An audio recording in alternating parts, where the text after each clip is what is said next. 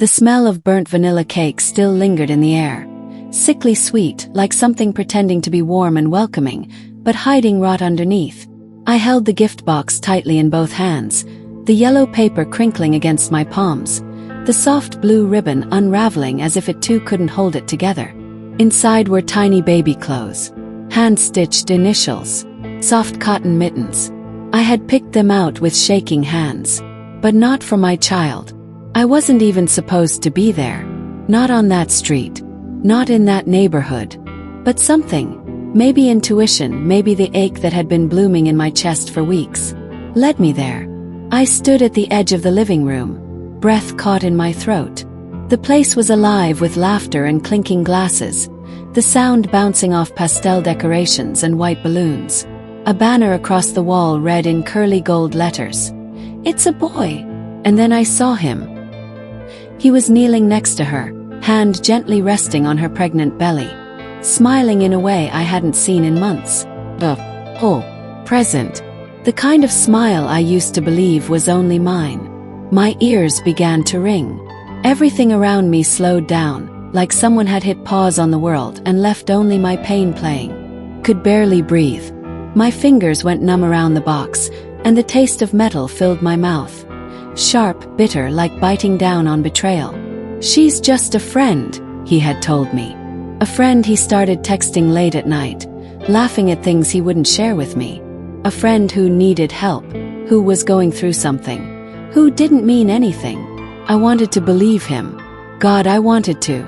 "You're being paranoid," he'd said, brushing my fears aside like dust. But here he was, standing beside her, at her baby shower, laughing, glowing, fatherly. And me. I was just the ghost at the door. I stepped back, trying to escape before I fell apart. But the wooden floorboard beneath me groaned, loud and jarring. A sound that sliced through the room like a siren. He turned. Eyes met. There was no panic in his face. No guilt. Only relief. Like a weight had been lifted. Like my pain was expected. Acceptable. She turned to look at me too, resting both hands on her belly, offering a tight, uncomfortable smile. The kind people give when they know something you wish you didn't. And in a voice I didn't recognize as mine, I asked, "Is it yours?" He didn't answer. He didn't have to. In that instant everything fell apart. Every shared memory. Every whispered promise. Every future I had silently built in my head. Piece by piece. I walked away numb. I don't remember the street, or the car, or the traffic lights. Just silence. Crushing, cold silence. And that question, echoing, haunting, tearing through the pieces of me that were left. How do you rebuild a heart that was broken by the hands that once swore to protect it? Before the baby shower, before the unraveling, before the silence that swallowed everything, there was love. Or at least what I thought was love. We had a rhythm, him and I.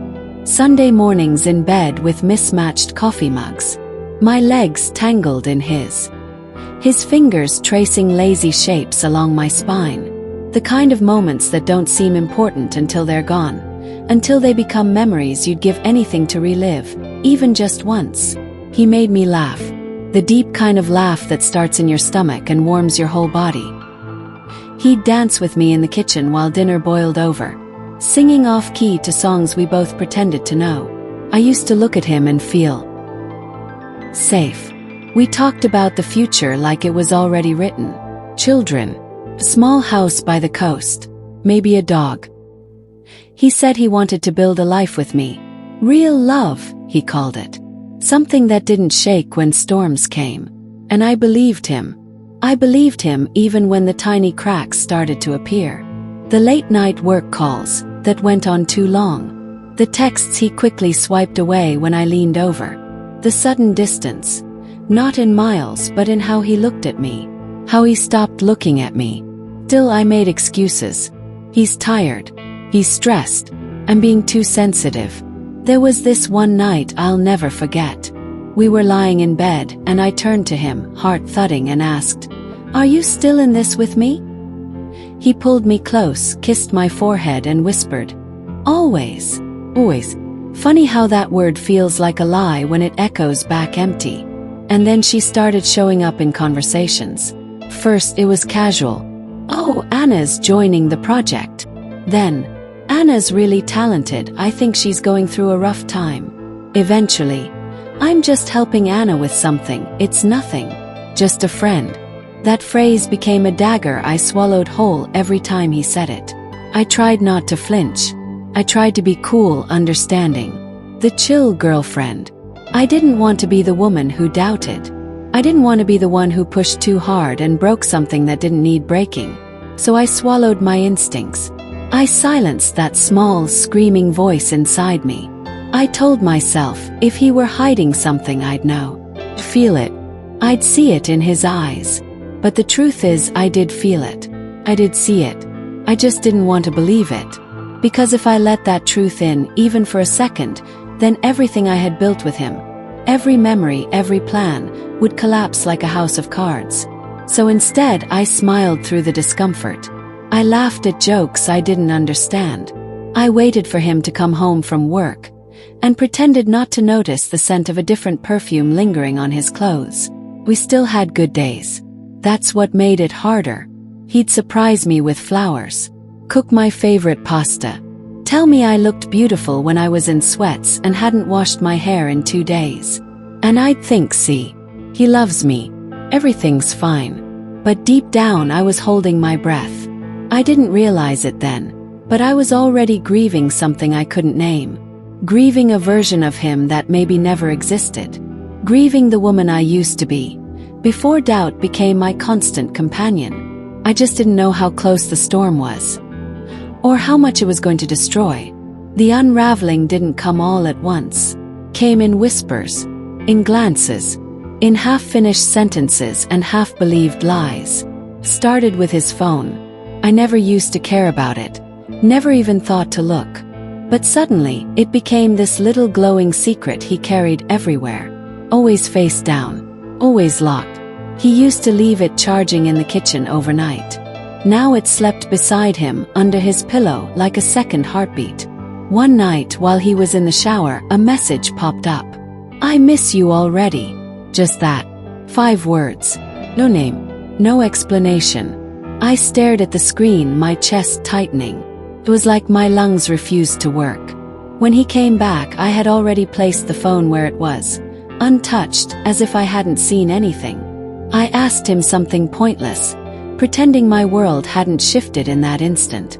He smiled, kissed my cheek, said he loved me. I think that was the first time I truly felt crazy. Because if he loved me, why did I feel like a stranger in my own home? Then came the absences, the late nights with no warning, the meetings that turned into hours of silence. Call, no answer. I'd text, "Can't talk right now." And when he did come home, he'd smell different. Like cologne he didn't wear. Like detergent that wasn't ours. I started questioning everything. Not just him, myself. Was I being jealous? Insecure? Controlling? He made me feel like I was. Whenever I voiced my doubts, he'd laugh gently, kiss my hand and say, "You've got to stop inventing problems." And I wanted to believe him. But the truth kept bleeding through in small, vicious ways. Once I found a receipt in his coat pocket. A dinner for 2 at a place we'd never been. Another time, I smelled her perfume on the passenger seat of his car. Subtle. Expensive. Not mine. I asked about it. He said, Anna needed a ride home. She spilled something on herself. No big deal. And then, why are you acting like this? And then, you're pushing me away. That's when the gaslighting began. He turned the story around until I was the villain. The paranoid girlfriend. The unstable one. He cried once, actual tears, saying he was tired of being accused of not being trusted. And I held him, apologized, told him I'd work on it. God, I was trying so hard to be enough for a man who had already given himself to someone else. And still, I stayed. 'Cause I needed to know. I needed proof that would rip away all the excuses, all the carefully placed lies. I started watching him more closely, taking mental notes, looking for patterns. I felt like a detective trapped inside my own love story, one I no longer recognized. The breaking point came on a Tuesday. I was doing laundry. His, because he had a busy week. I emptied the pockets of his jeans and found a folded piece of paper. Sonogram. Dated 2 months ago. Her name was on it. And his. I sat on the floor, the dryer humming behind me like some cruel soundtrack, and just stared at that little grainy image. Tiny body. Heartbeat. A lie made flesh. It wasn't just cheating. It wasn't just betrayal. It was a whole other life. Growing. Breathing. Celebrated. Without me. That was when I knew. The truth doesn't always come crashing in like thunder. Sometimes it trickles in like water through a crack in the ceiling. Until one day, everything caves in. And I was underneath it when it fell. I didn't leave right away. People always assume that betrayal makes you walk, that the moment you find proof, you slam the door and never look back.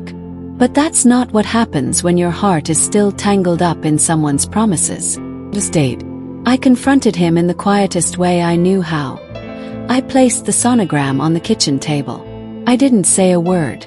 I just watched as his eyes found the paper, and I saw the exact second he realized I knew. He sat down slowly, covered his face with his hands, didn't speak for a full minute. Then came the sigh, heavy and rehearsed. He looked up at me with tears already forming and whispered, "I never meant to hurt you." And that was the beginning of the apology cycle. The confessions that weren't quite honest, the stories that were half true. He said the pregnancy was an accident, that he was confused, that things with us hadn't been the same. I asked him if he loved her. He hesitated, just long enough to become a new wound. Then, no, not the way I love you.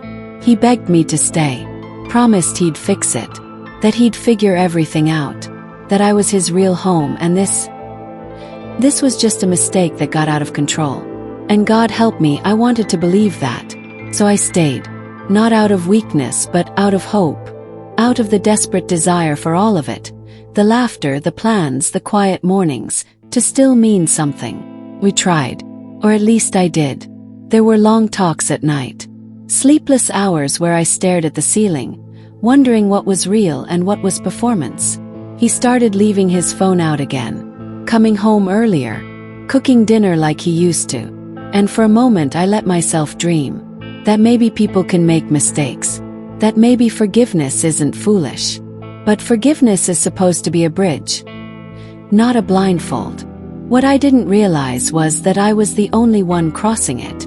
He kept seeing her, said it was for the baby, doctor appointments, planning, support.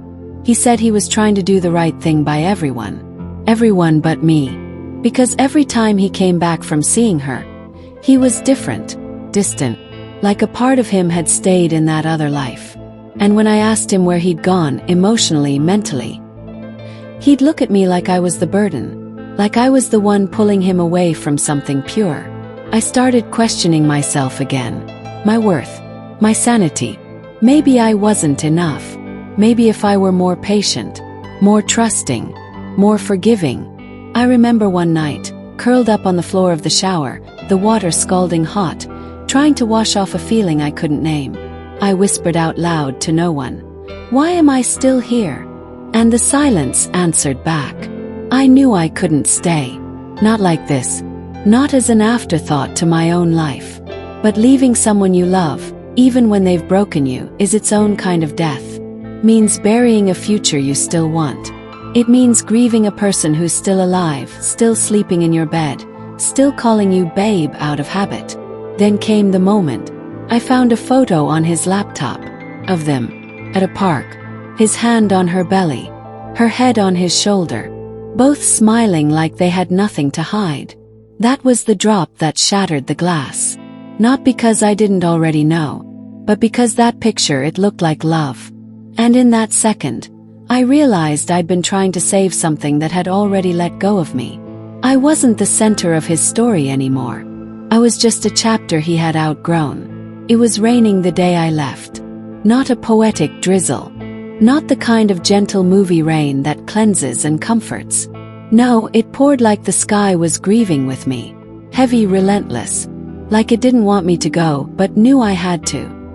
He was in the living room, scrolling through his phone, some muted show flickering on the TV in front of him. I stood in the hallway with my suitcase already zipped. I had packed the night before, alone in the dark, careful not to make a sound. Not because I was scared of him, but because I was afraid of the version of me that might still give him one more chance. I had rehearsed this goodbye 100 times. In the shower, in traffic, in my dreams. But when the moment came, I didn't feel powerful. I felt like I was about to rip my own skin off. He looked up when he heard the wheels of my suitcase on the floor, raised an eyebrow, a smile, like I was bluffing, like I was being dramatic again. "Where are you going?" I said nothing at first, just stared at him. Not the man I fell in love with, but the stranger I'd been sleeping next to. He stood up, annoyed now. "Are you serious?" Still I didn't speak. I just placed something on the coffee table. The photo I had printed out from his laptop. Or the baby bump. The lie he lived in better than I ever could. He stared at it, then at me. And in that flicker of a second, I thought he might apologize, might fight for me. But instead he just shook his head. This again. That was it. Not, "I'm sorry." Not, "Please stay." Just a sigh, like my heartbreak was inconvenient. I felt my throat tighten, but I swallowed the sob before it escaped. I wouldn't cry for him. Not anymore. "I hope you love her the way you said you loved me," I said. And I meant it. Not as a curse, but as a truth. Because I didn't want revenge. I wanted peace. He followed me to the door, still trying to spin the story. "It's not black and white," he said. "You don't understand how complicated it is. Don't throw everything away over a mistake." I turned to him one last time. My voice was calm, too calm. "You didn't just break my heart. You broke the version of me that trusted you with it." And then I left. The rain soaked through my coat within seconds. But I didn't run. I let it wash over me because for the first time in months, I wasn't pretending. I wasn't staying small so someone else could feel big. I walked until the ache in my chest started to match the ache in my feet. I cried, not for him but for all the parts of me I lost trying to love him. And somewhere between one breath and the next, something cracked open inside me. Not broken, opened. A small, defiant seed of something new. Not hope, not yet. A space. Space for healing. Space for rediscovery. Space for the version of me who would never beg to be chosen again. I don't remember where I slept that first night. Maybe a friend's couch. Maybe in my car. But I do remember waking up the next morning and realizing I had survived it. Not escaped it. Not forgotten it. But survived it. That was the first morning I looked in the mirror and didn't see someone abandoned. I saw someone becoming. And I knew. The hardest part wasn't walking away from him. It was walking back to myself. Healing didn't come with thunder or sunlight. Came quietly. In small, inconsistent waves.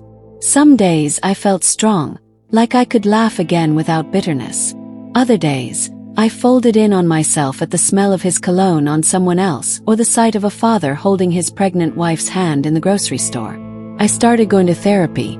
Not because I thought I was broken, but because I needed to understand why I had accepted crumbs when I had once been worthy of a feast. My therapist asked me one question that changed everything. At what point did you abandon yourself? I sat with that question for days. And then I started to remember. The nights I stayed silent instead of asking for what I needed. The way I twisted myself into something smaller, more palatable, so he wouldn't pull away. I remembered all the times I swallowed my instincts because I didn't want to be too much. And how, in doing so, I became not enough for myself. So I started rebuilding. Not dramatically. Not with grand declarations or social media posts about my glow-up. But with tiny acts of self-loyalty. I bought myself flowers.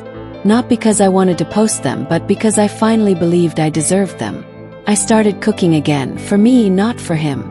I danced in the kitchen like I used to, barefoot and out of rhythm but free. I stopped checking his social media. Stopped searching for signs that he missed me.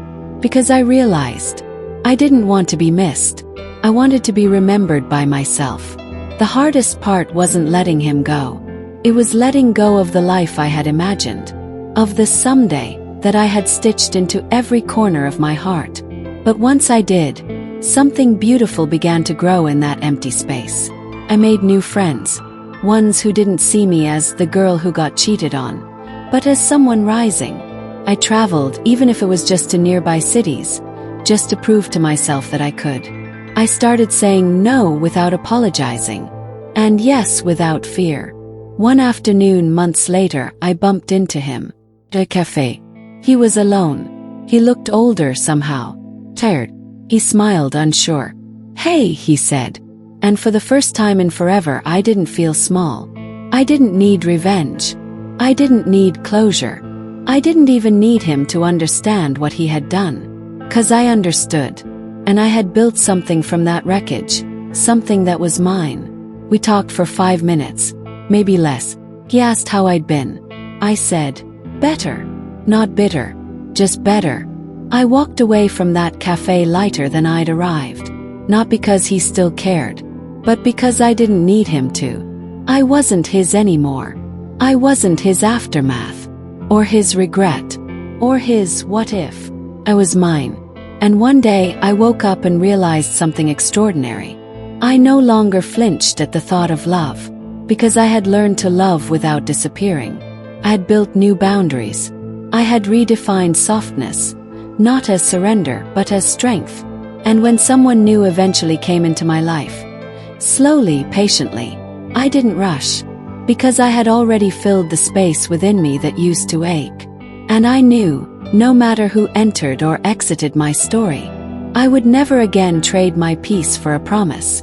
People think the hardest part of being betrayed is the heartbreak. But it's not. It's the self-betrayal that lingers. The quiet, relentless question. Why didn't I walk away sooner? I've asked myself that 1,000 times. And here's what I've learned. I stayed because I loved with everything I had.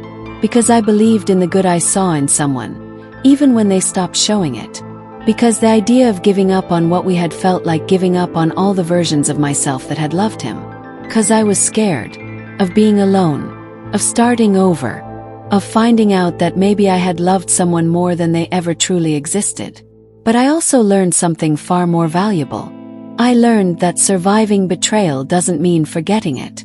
It means understanding it, owning it, letting it teach you where your limits live, and what you will never again compromise. It means recognizing the difference between a person who promises to love you and one who actually does. True love doesn't gaslight, doesn't ask you to shrink. It doesn't make you feel like you're too much or not enough. Holds you in your fullness, meets your honesty with honesty. And when it makes mistakes, it owns them with humility, not excuses. I'm not angry anymore. Not at him. Not even at myself. I'm grateful. Because walking through that fire forced me to meet a version of myself I never knew I had. One who could stand in the rubble of everything she built. And still rise. Stronger. Wiser. Softer but sharper too. I've learned to love without losing myself. To forgive without forgetting who I am. And most importantly, I've learned to choose peace. Even when it means walking away from someone I once believed was my forever. If you've ever been where I was, staring at someone you loved while they shattered you with a smile, I want you to know this. You're not crazy. You're not broken. And you are not unlovable. You were just brave enough to love fully. And now you get to be brave enough to heal. Doesn't happen all at once. Sometimes healing looks like crying in your car. Sometimes it looks like finally blocking their number. Sometimes it's just waking up and realizing you went a whole day without missing them. But piece by piece, moment by moment, you come back to yourself. And one day you'll smile again. Not because someone else gives you a reason to, but because you do. So I'll leave you with this question. Would you forgive someone who shattered your heart, while looking you in the eyes and swearing they never would? Because I couldn't. And maybe that's the beginning of real love. The kind that starts with you.